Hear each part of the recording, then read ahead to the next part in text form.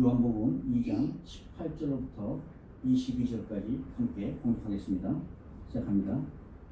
이에 유대인들이 대답하여 예수께 말하기를 내가 이런 일을 행하니 무슨 표적을 우리에게 보이겠느냐. 예수께서 대답하시되 이르시되 너희가 이 성전을 하라 내가 사흘 동안에 일으키리라. 유대인들이 이르되 이 성전은 46년 동안 지었거늘 네가 3일 동안에 일으키겠느냐 하더라. 그러나 예수는 성전에 대한 자기 육체를 가리켜 말씀하신 것이라. 죽은 자 가운데서 살아나신 후에야 제자들이 이 말씀하신 것을 기억하고 성경과 예수께서 하신 말씀을 믿었더라. 아멘. 오늘은 성전과 교회라는 주제를 가지고 여러분과 함께 말씀을 나누도록 하겠습니다. 지난 화요일 오후 나야가라에 한 5시쯤에 도착했어요. 부랴부랴 배를 탔죠. 다시가 마지막 배더라고요. 배를 한 바퀴 타고 나오는 길인데요. 아마 저녁 6시쯤 거의 됐을 겁니다. 모든 승객들이 모두 물보라를 뒤집어 쓰고 우를 건너라고 나오면서 바빠 보였었죠. 그 중에서 제 앞으로 가던 한 아랍 청년이 몹시 분주하게 무엇인가 찾고 있었습니다. 우를 벗으랴 또 자기 백팩을 찾아서 그 수성을 뒤지랴 아주 허겁지겁하더라고요. 모진 외톨이 길을 건너 나오자마자 조금만 잔디밭에 들어가 그 청년은 자리를 깔기 시작했습니다. 역시 자리를 깔기가 무섭게 동쪽 방향을 향해 기도를 올리고 있었던 거죠. 자기가 그렇게 급히 찾던 물건이 아마 백팩 속에 있던 양탄자 방석이었던 것 같아요. 그때서야 저도 저 청년이 기도 시간 촉박해서 이렇게 서둘렀구나. 어떻게 보면 우리와는 매우 적대적인 그런 종교인이지만 이런 관광지에서도 자신들의 믿음에 그토록 열심인 그 사실이 그 마음이 제게 많이 부러웠습니다.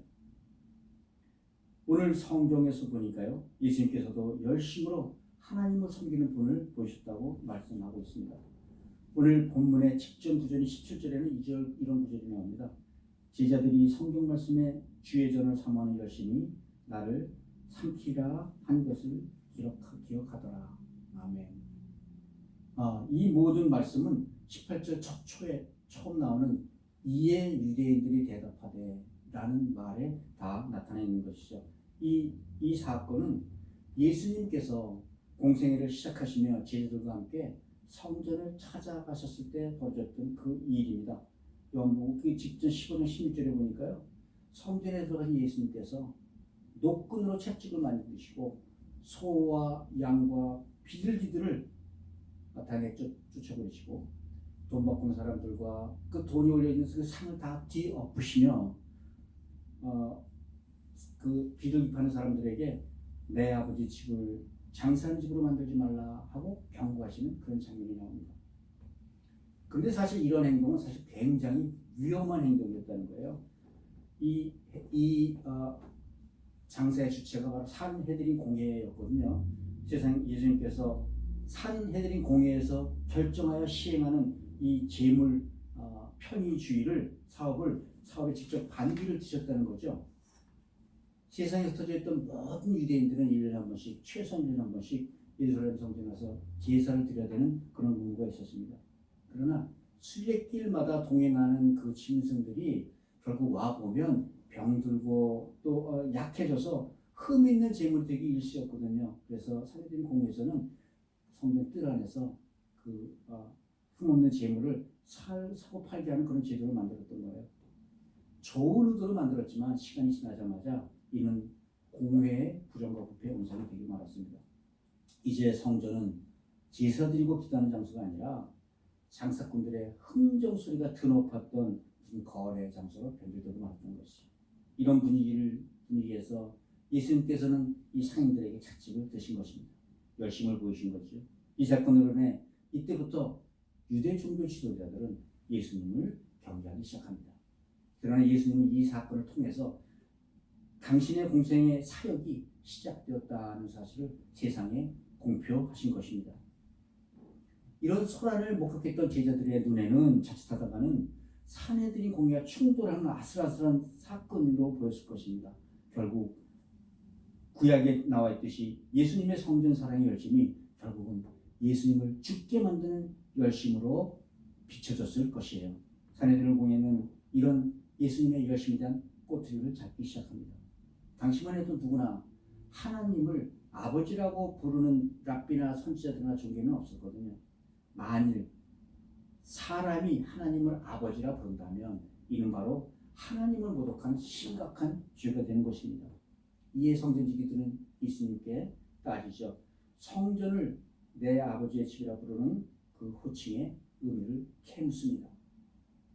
하나님을 내 아버지라 불렀으니 너는 이제 그 증거를 보여라.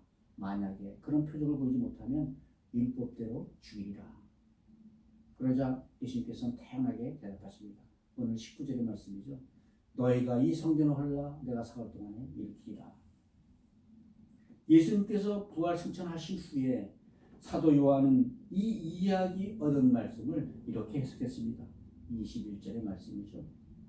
그러나 예수는 성전된 자기 육체를 가리켜 말씀하신 것이라. 아멘. 오늘은 성전된 자기 육체와 교회에 관한 말씀을 함께 나누도록 하겠습니다. 첫 번째로 성전이나 성막에 주는 의미는 무엇인가 하는 말이죠. 언제부턴가 우리 교회 내에서도 예배당을 거쳐 성전이라고 부르는 사람들이 많죠. 대표기도를 드릴 때도 우리가 주님의 성전에 모였습니다 라고 시작하는 분들도 있고요. 특히 교회당을 건축할 때는 교회당 건축이라는 말 대신에 성전 건축이라고 표현하죠. 심한 경우에는 대표기도에 나와서 장로님들이 이 강대상을 가지고 지성소라고 칭하는 경우도 보았습니다. 교회당을 성전이라 부르는 사람들에게는 대개 두 가지 특징이 있다는 거예요. 하나는 하나님의 임재와 역사는 특별한 장소에서 이루어진다라고 생각하는 것이고요. 두 번째, 자기들이 모이는 이 장소는 굉장히 신성한 장소다라고 생각한다는 것이에요. 아주 오래전이지만 저도 인근에 있는 한 교회를 방문해 본 적이 있습니다. 교회 규모는 작아요. 한 100석도 안 되는 그런 규모인데 조그만 교회인데 강단을 오르는 계단이 7개나 되어 있습니다. 강단과 좌석은 난간으로 구별돼서 일반인들은 강단에 올라가는 것조차 원천적으로 봉쇄되어 있다는 것이죠.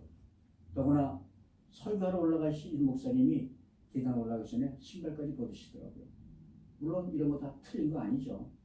문제는 나이 드신 목사님이 설교를 마치고 강단에서 내려와서 신발을 찾아 신는데 엄청나게 많은 시간이 소모됐다는 거예요. 단순히 신성한 예배당이라 해서 여러 금기가 있다면 그것은 성경적인 것이 아닐 것입니다. 정확하게 말해서 교회와 성전은 다른 것이기 때문이죠. 구약시대 성전은 언제나 하나님께서 계시는 하나님의 집이었기 때문에 성전은 거룩한 집이었습니다. 또 이스라엘 백성의 성전은 하나님이 우리와 함께 계시다라는 확실한 증거이기도 했다는 거죠. 그와 반면에 여러분들 상에 보니까 이런 기도문이 나옵니다. 하나님께서는 이런 건물에는 계시지 않는다라는 그런 기도문도 나옵니다. 그러니까 구약의 백성들은 성전을 하나님이 계실 수도 있고 안 계실 수도 있다고 그렇게 여겼다는 거죠. 비록 구약시대에 하나님은 성전을 저희 백성들과 함께 머무는 집으로 선택하셨지만 성전은 하나님께서 참 성전이 나타날 때까지 임시로 머무는 집이라는 의미가 있기도 하죠. 그럼에도 불구하고 구약시대 이스라엘 백성들은 모세의 율법에 따라 자신들의 죄를 용서받기 위해서는 꼭 성전에 들어가 제사를 드려야 됐습니다. 죄인된 사람이 하나님을 직접 만날 수가 없으니까 먼저 제사장을 통해서 번제단의 짐승의 제물의 피로 자기의 죄를 점거시킨 후에 죄상을 받았다는 거죠. 그 죄상을 받는 것이 먼저라는 것이에요. 이렇게 희생 제물의 피로 자기 죄를 용서받은 후에야 하나님 전에 나아갈 수 있었던 겁니다. 그러므로 예루살렘의 이 거룩한 성전은 유대인의 종교의 중심지뿐만 아니라 그들의 삶의 중심지이기도 했어요. 히브리서 9장에 보니까요. 성전 건물은 두꺼운 휘장에 의해서 지성소와 성소 둘로 나뉘어져 있습니다.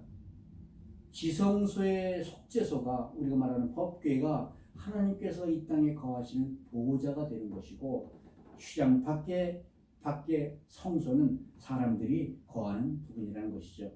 이것은 사람이 죄로 인하여 하나님과 분리되었다는 것을 단적으로 의미하는 그런 장치입니다. 오직 대제사장만이 매년에 단 한 번 모든 이스라엘 백성의 죄를 속죄하기 위하여 이 두꺼운 회장을 통과하여 하나님 앞 지성소에 나가는 것이 허락되었을 뿐이죠. 이렇게 오랜 세월 살아왔습니다. 그러다 요한복음 1장 29절에 이르러 보라 세상 죄를 지고 가는 하나님의 어린 양이로다. 때가 이르러 하나님께서는 당신의 독생자 예수를 우리 인간의 대속물로 세상에 보내셨습니다. 즉 하나님 되신 예수님께서 직접 우리의 죄를 대신 갚아주시기 위해 이 땅에 오셨다는 것이에요. 그리고 얼마 후에 하나님의 아들이 십자가에서 돌아가시는 사건이 벌어졌습니다. 마태는 이를 이렇게 표현하고 있습니다.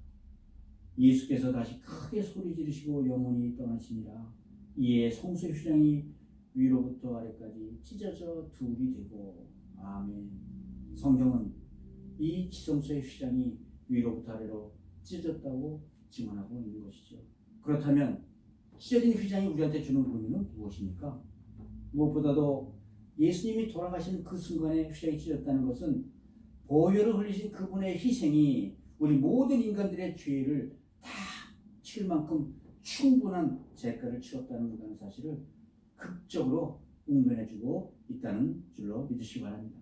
또한 히브리서 10의 20장에 보면요, 휘장은 곧 그리스도의 육체니라 라고 말씀하고 있습니다. 예수 그리스도의 몸이 지성소에 들어가는 휘장이었고 이 그리스도의 몸을 죽음을 통해 이제 그리스도를 주로 믿는 사람은 누구나 하나님께 자유스럽게 나가게 될 수 있었음을 선포한 것이죠.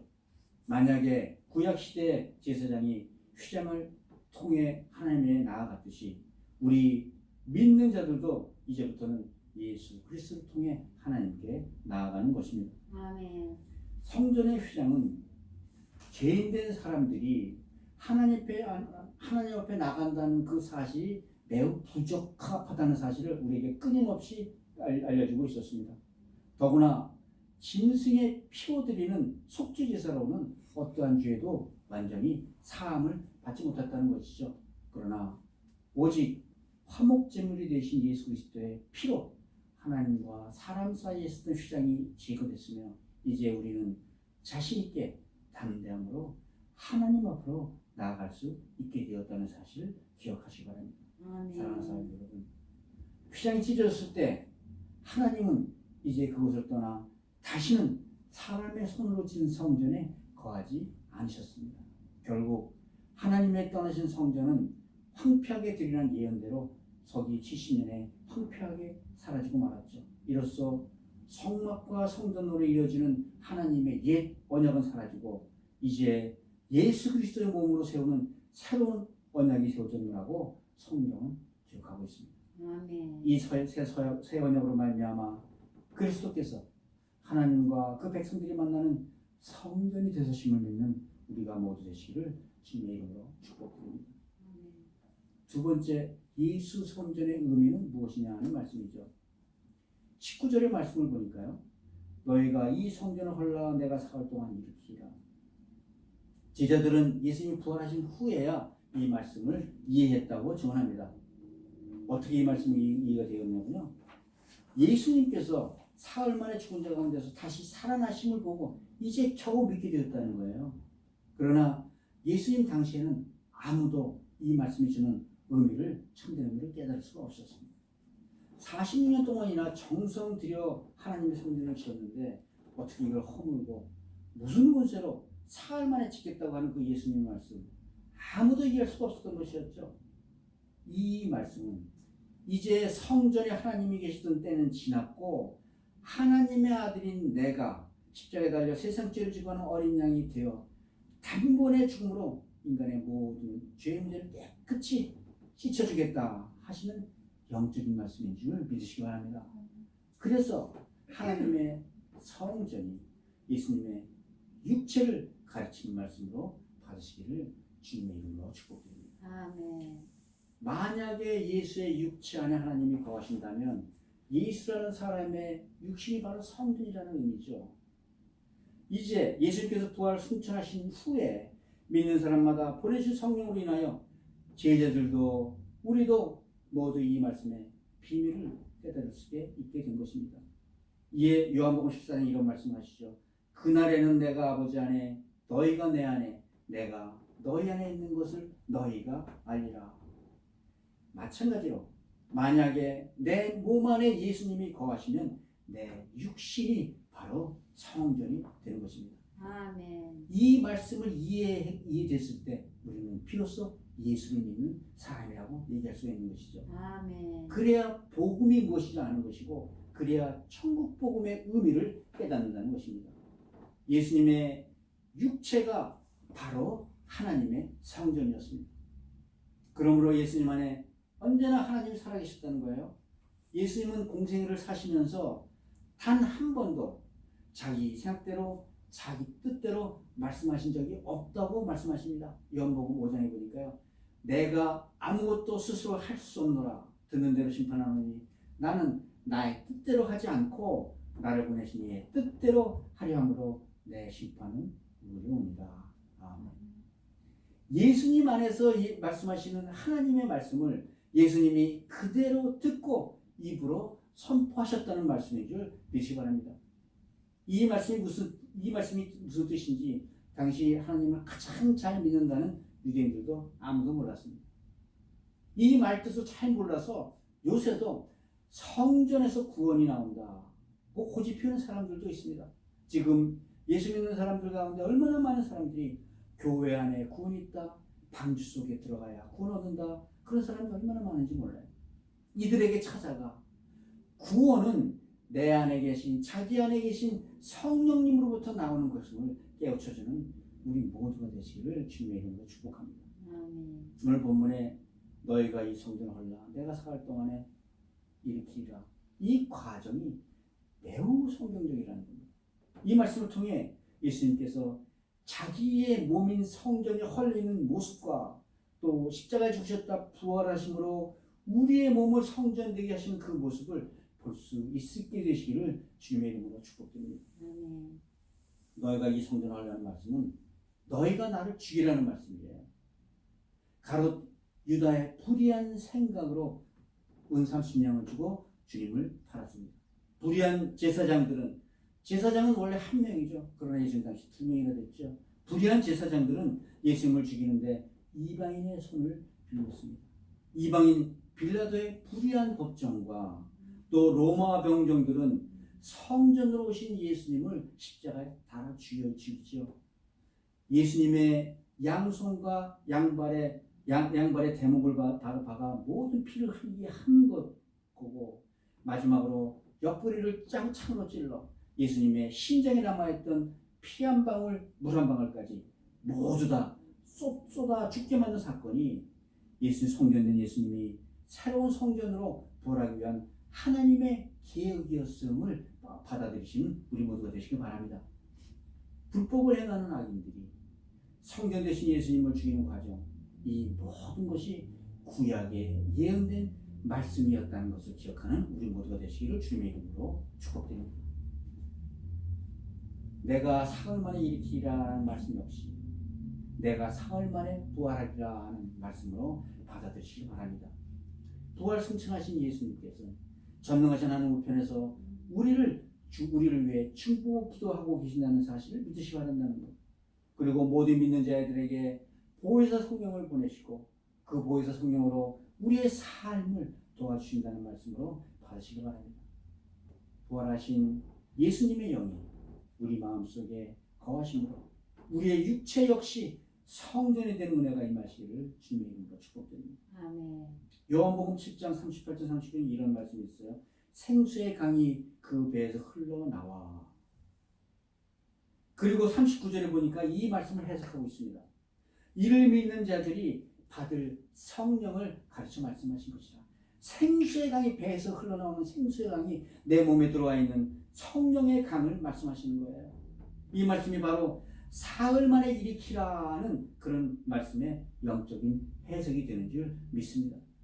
우리 마음속에 우리 심령 속의 생수의 강, 즉 성령의 강이 충만히 흘려 우리의 메마른 원죄 습성을 다 지워버리고 하나님의 생명으로 강수와 같은 성령이 충만하게 될 줄 믿습니다. 이 말씀은 예수님을 믿는 자마다 성령을 받을 것이다 라는 그 말씀을 가르치신 말씀입니다. 예수를 믿고 거듭난 여러분과 내가 하나님의 성전이 된 것을 말씀하신 것으로 받아주시기를 축복합니다. 아멘. 건물로 된 성전을 헐어버리고 사흘 만에 짓겠다 하신 그 성전이 바로 예수님의 육체를 말씀하신 거죠. 그리고 그러므로 예수님의 육체가 다시 부활했다는 것은 예수님의 성전이 다시 부활하신 것입니다. 그래서 예수 믿는 우리도 그 배에서 넘치는 생수의 강으로 차고 넘치는 성령의 생수로 지배를 받아 그 성령의 인도를 받고 새 생명으로 부활의 삶을 누리는 여러분과 내가 되시기를 주님의 이름으로 축복드립니다. 아멘. 이 말씀이 우리 마음에 생생하게 다가와 살아나시기를 주님의 이름으로 축복드립니다. 아무 생각 없이 교회 앉아 있는 것이 아니라 이 말씀이 생수의 강이 내게서 넘치는 것, 이 말씀이 실감이 와 닿아야 내가 구원을 이룬 것이에요. 구원이 이루어져야지만 우리의 어려운 문제가 풀리고 그때부터 우리 인생의 기쁨과 평강이 넘치게 될 줄 믿습니다. 성령을 통하여 영적으로 내 안에 오신 예수님께서 성경 안의 말씀을 통하여 내게 말씀해 주심으로 나는 오직 그 말씀을 내가 마음으로 듣고 믿고 입으로 선포할 때 우리의 어떤 어둠이 떠나는 줄 믿으시기 바랍니다. 아멘. 우리가 사업이 아무리 어려워도 그래서 기도들 많이 합니다. 그러나 아무리 기도해도 하나님께서는 캐시 응답해 주시는 분이 아닙니다. 또 질병이나 여러 가지 어려운 환경으로 못된 것들이 우리를 괴롭혀도 기도한다고 해서 기사와 이적이 꼭 일어나는 것은 아닙니다. 그러나 이 어려움을 물리치는 말씀을 성경 속에 있는 말씀으로 우리에게 꼭 주신다는 사실 기억하시기 바랍니다. 그러면 여러분들은 그저 이 내 마음에 들어왔던 이 말씀을 마음으로 믿고 입으로 선포하면 그때부터 환난과 걱정이 물러가기 시작하는 것입니다. 그때부터 우리 뒤에서 천사들이 수정을 들어 우리에게 새로운 하늘문을 여실 준비를 하신다는 것입니다. 예수의 이름으로 내 가정이 행복하게 될 것이다 라고 믿습니다 라고 선포할 때 우리에게 기쁨이 시작되는 것입니다. 예수의 이름으로 내 자녀들이 평강을 누리게 된다 라고 믿습니다 라고 선포할 때 우리에게 평강이 돌아오는 것입니다. 이걸 위해서 우리가 기도하는 것이죠. 그래서 성령님께서는 이렇게 기도하는 우리 안에서 우리보다 더 간절하게 우리의 행복을 위해 우리의 기쁨과 평강을 위해 기도하고 계신 줄 믿습니다. 아멘. 이것이 바로 복음이고 기쁜 소식이라는 거죠. 사랑하는 성도 여러분, 예수님께서 내 안에서 나와 함께 계십니다. 내가 예수님으로 말미암아 성전이 되고 하나님의 교회가 되었다는 사실을 믿으시기 바랍니다. 하나님의 능력으로 예수의 이름으로 살아가는 우리 모두가 되시기를 주의 이름으로 축복드립니다. 아멘. 마지막으로 교회가 성전이 되었다는 교회 성전의 의미에 관한 말씀을 나누겠습니다. 부활하신 주님께서 이 땅에 40일 머무는 동안 지자들에게 성령을 기다리라고 여러 번 당부하십니다. 사도행전 1장 4절에도 보니까요. 너희는 예루살렘을 떠나지 말고 내게서 들은 바 아버지께서 약속하신 성령을 기다리라. 또 승천하시는 마지막 순간에도 이제 곧 성령님이 임재하실 것이다. 오직 너희에게 성령이 임하시면 너희가 분명을 받으라. 그리고 드디어 오순절날 예루살렘의 마가의 다락방에 성령님이 임재하십니다. 예수님께서 공생의 내내 약속하셨던 성령님이 보내주신 것이죠. 하늘로부터 후련히 급하고 강한 바람소리가 있어 그들이 앉은 집에 가득하여 마치 불에 혀같이 갈라진 것들이 그들에게 보여 각 사람 위에 하나씩 임하여 있더니 이로써 이 지구상에 드디어 하나님의 교회가 세워진 것입니다. 오늘 보면 다시 돌아가면 죽은 자 가운데서 살아나신 후에 제자들이 말씀하신 것을 기억하고 성령과 예수님의 하신 말씀을 믿었더라. 아멘. 예수님과 동고동락했다는 제자들조차 아무도 예수님이 성전이었다는 사실을 깨닫지 못했다는 것이죠. 예수님께서 십자가에 달려주시고 부활하시고 승천하신 후에 성령을 보내주심으로 비로소 자기들이 구원을 받아 자기들의 몸이 하나님의 교회가 되었다는 것을 깨달았다는 거예요. 태초에 약속하셨던 임마누엘, 항상 같이 함께 하시는 예수님의 하나님의 성취가 모든 믿는 자 안에서 완성된 것입니다. 이제 세상에 예수를 믿는 모든 자들은 신령한 성전이 되는 교회의 시대가 시작된 것이죠. 성령이 임재하기 전까지 제자들은 불쌍한 모습으로 숨어 살았죠. 그러나 성령이 임재하시자 그들은 달라졌습니다. 담대히 복음을 선포하고 나사렛 예수 이름으로 죄와 죽음의 권세를 향하여 명령합니다. 이 복음을 듣고 3,000명, 5,000명씩 회개하고 그리스도 앞으로 나와 그들 모두 교회가 되었다는 것이죠. 우리도 마찬가지.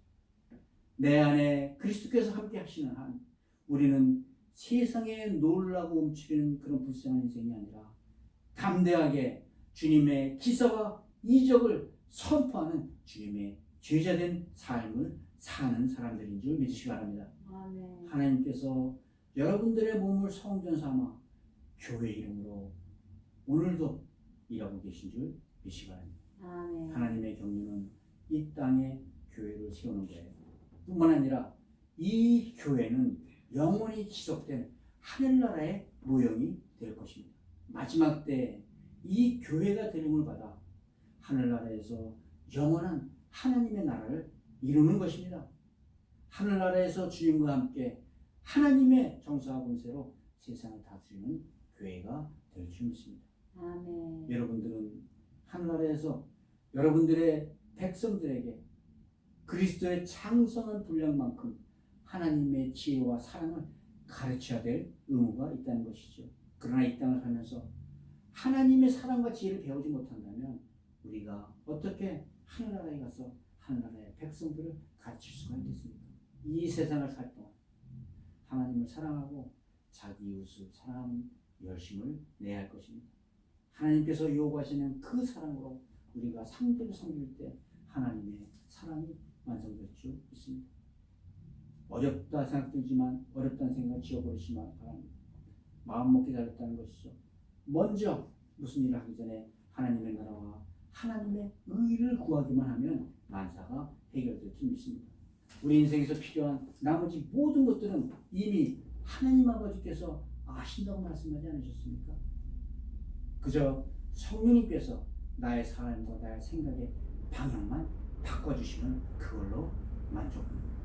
하나님께서 나의 필요를 다 채워주시라는 그 믿음을 마음으로 믿고 입으로 선포하며 주님의 일을 행하면 하나님이 자동적으로 복을 채워주시기가 믿습니다. 아멘. 사랑하는 성도 여러분, 우리가 복음을 전한다는 마음을 먹으면 마음을 먹는 순간부터 여러분들의 사소한 환난과 걱정은 떠나는 줄 믿으시기 바랍니다. 천사가 이 마음 먹는 순간 우리 뒤에서 하늘문을 여시고 우리의 복을 예비하고 준비하고 계신다는 것을 믿으시기 바랍니다. 교회된 여러분들에게 자동적으로 주시는 하나님의 복을 받으시기를 주님의 이름으로 축복드립니다. 아멘. 이제 말씀을 맺도록 하겠습니다. 예수님은 자신의 육체가 성전됨을 아셨습니다. 그래서 성전 뜰에서 녹분으로 새집을 만드시고 창사하는 사람들을 모두 내쫓아버리는 그런 열심을 보여주셨죠. 일개 아라비아 20살짜리 청년도 자기의 기도자리를 찾기 위해 통분서주하는 그런 열심을 보였습니다. 이제 우리도 우리 자신이 성전됨을 알았습니다. 우리에게 주어진 우리의 열심은 무엇일까요? 곧 성령 강림절이 돌아옵니다. 성령이 이 땅에 임재하신 그 성전은 임재하심으로 생긴 성전은 이제 우리 안에 거하시고 우리의 몸이 교회가 되었죠. 사도행전 20장 28절의 말씀은 사도 바울이 에베소서 장로들에게 한 마지막 당부의 말씀입니다. 성령이 그들 가운데 여러분을 감독자로 모시고 하나님이 자기 피로 사신 교회를 보살피게 하셨느니라. 교회를 보살피는 것, 이것이 교회된 우리가 이 세상에서 해야 될 열심인 줄 믿으시기 바랍니다. 우리가 지금 복음을 붙들고 세상에서 믿는 자에게 능치 못한 일이 없느니라 라는 삶을 실천하는 열심을 보이는 것 마찬가지로 지금 우리도 천국 복음을 세상에 전파하는 열심을 보여야 할 것입니다. 아멘. 사랑하는 성도 여러분, 말씀이 육신에 대해 세상죄를 주관하는 어린 양으로 이 세상에 오셔서 우리의 죄값으로 십자가에 돌아가신 예수 그리스도, 예수 그리스도의 피로, 하나님의 피로 사신 교회가 바로 여러분과 나인 줄 믿으시기 바랍니다. 아멘.